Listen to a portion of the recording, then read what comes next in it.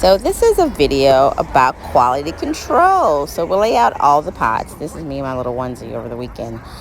And we lay out everything. I take all the mini caps out of their individual wrappers. Yes, everything is in wrappers. And then, we tighten everything, make sure everything has a gasket, and make sure everything screws on properly.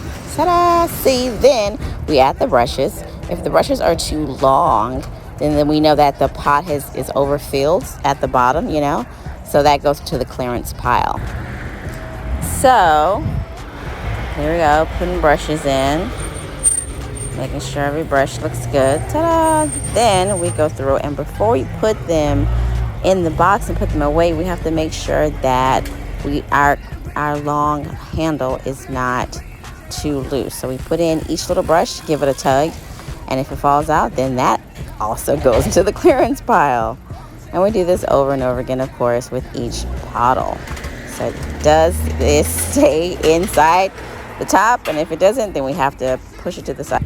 But that's the best way that, we can ensure that you get the best Pottle you can.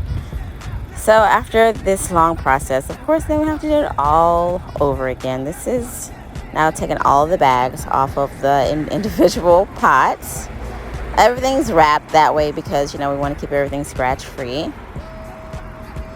So then we go through, and after we take all of the little plastic bags off, and of course it's time for the mini cap for these as well. So we go through. That's also in tiny mini scratch bags. Any scratch bags, that's also okay. Putting the stickers on the stirring sticks. And then the boxes come flat, and so we have to build the boxes. Ta-da! Boom, boom, boom. And then that is about it.